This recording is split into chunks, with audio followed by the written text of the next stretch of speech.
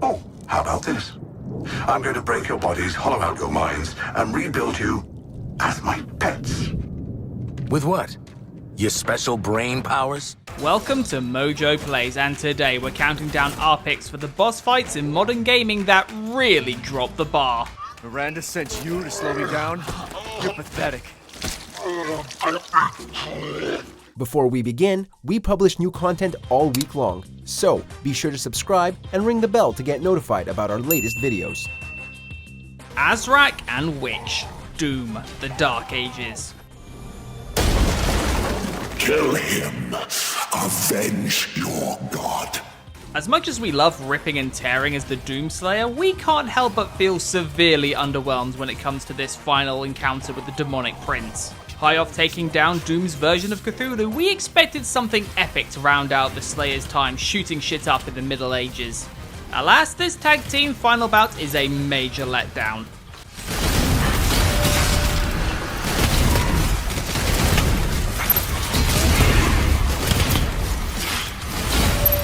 One after another, both Azrak and his witchy assistant will lash out with melee strikes and bullet hell barrages, both of which can be easily subdued with some half-decent parrying. The whole ordeal is monotonous, especially after Azrak gets himself a phase 2, where nothing changes. Compared to something like the Spider Hive Mind, this isn't so much Doom as it is dud.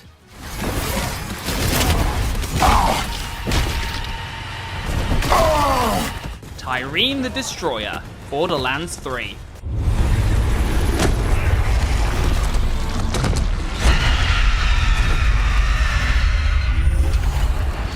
What's worse than a bullet sponge? How about one that doesn't know when to shut the hell up? Among all of this threequel's atrocious writing, nothing made our blood boil more than suffering through the endless rants of the Calypso twins. Obnoxious is putting it lightly, and that unfortunately applies to both their dialogue and their boss battles, with Tyreen being the worst offender. Unleash hell!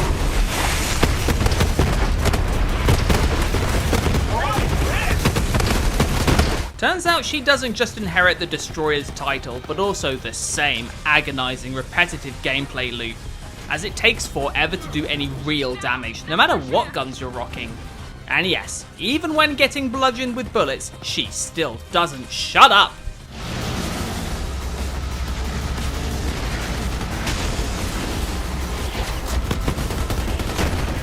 Moreau, Resident Evil Village.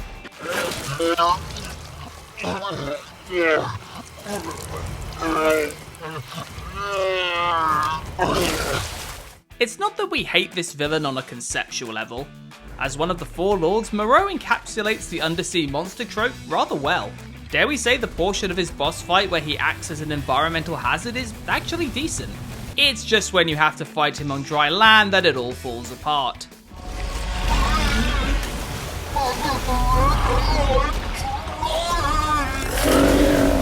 Being hunted by a giant bloated fishman might sound scary, but between constantly having to run around in circles and the infuriating range of his acid spray, the experience quickly becomes stale, especially when put up against the likes of Lady D or Heisenberg.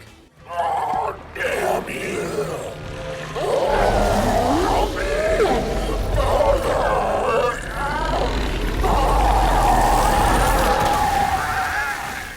Mickey and Lou. Far Cry New Dawn. I guess it wasn't meant to be. So let's end it. Even the few fans that were begging for a sequel to Far Cry 5 couldn't defend this drudgery. Living their best life following a nuclear apocalypse, things finally come to a head between the player and twins Mickey and Lou, leading to, what else, an Ubisoft bullet sponge bonanza.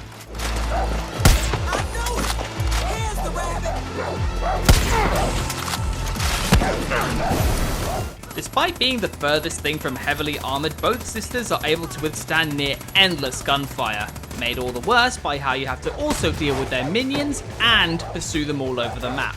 It's a dry finale to an unwanted follow-up, and an utter waste of Cara Ricketts and Leslie Miller's top-tier performances. Hey!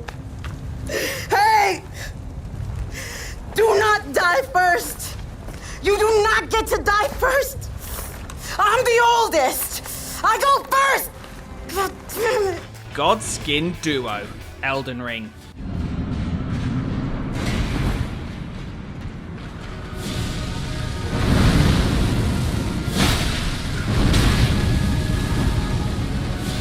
For the most part, the carnival of boss fights found in the lands between are incredible, some standing tall as some of the century's best. The Godskin Duo is not one of them. Double battles are something that FromSoft have perfected over the years, and yet this pair of white-clad headaches go against all of that previous success.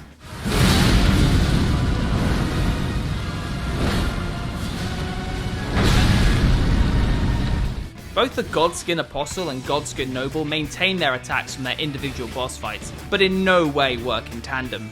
Combined with the claustrophobic arena, it's all too easy to be overwhelmed. You'd think the two sharing a health bar would balance everything out, but even that gets messed up when one is resurrected at the end for one last hurrah.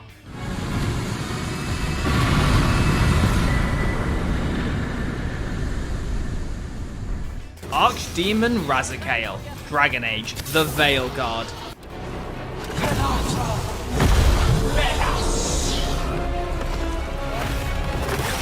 Turns out that it wasn't just the story and party members that fell off with Dragon Age's latest incarnation, but also its boss fights.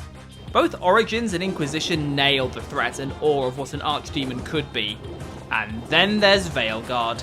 On paper, the idea of taking on a Hydra born from the corpse of a blighted dragon sounds amazing, but the execution is so hollow that it becomes an act in frustration.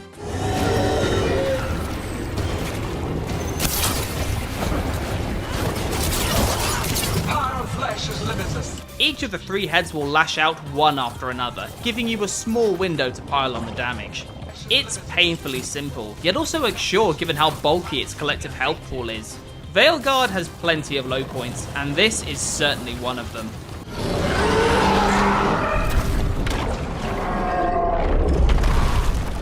Mr. Holiday, wanted dead.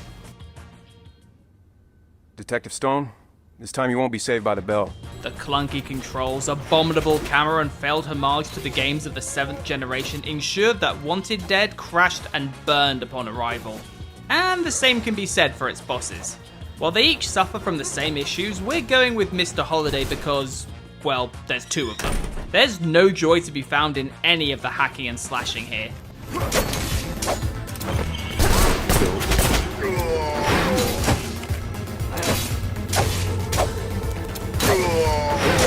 Just constantly holding up your guard while both Mr. Holidays go on the attack. At the halfway point, one will perish from their wounds. Only problem is that the other gets a full revive, starting the cycle all over again. Please make it stop! You're done. Brainiac. Suicide Squad. Kill the Justice League. Ain't gonna work this time. No, I thought we'd try something a bit different, just for fun. Given how miserable it was shooting our way through this failed attempt at a live service, we should have suspected they would drop the ball at the finish line. But even those lofty standards were shattered when Brainiac, one of the deadliest villains in all of DC, didn't even have his own moveset. Instead, he just copies the Flash, so the whole encounter plays out exactly like the first boss battle of the game.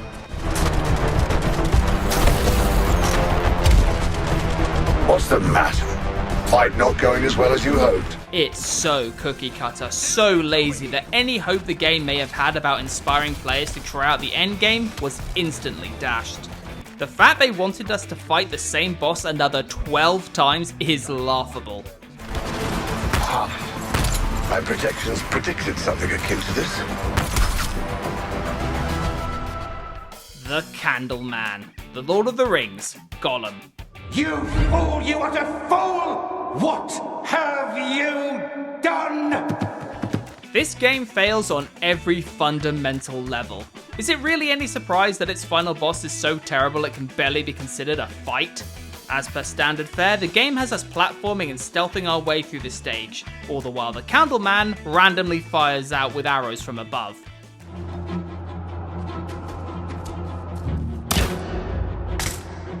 Underwhelming doesn't even come close, all of it culminating in this apparent high-ranking servant of Sauron getting choked out by Gollum of all people, via poorly rendered cutscene.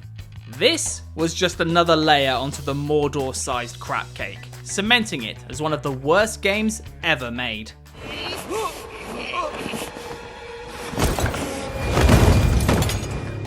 Queen Oyoq, Skull Island, Rise of Kong.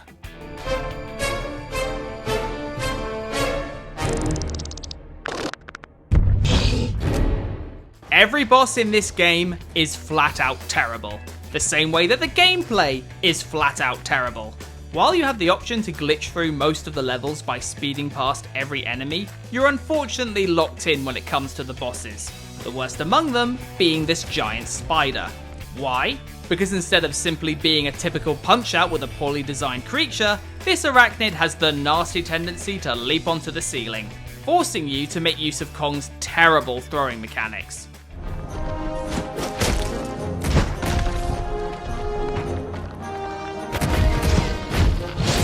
Which eventually leads to the whole thing becoming a punch-out with a poorly designed creature. Game Mill really can't keep getting away with this.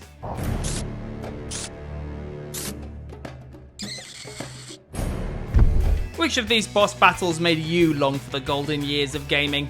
Let us know in the comments.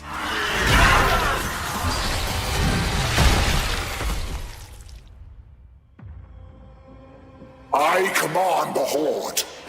Kill me, and this war will never end.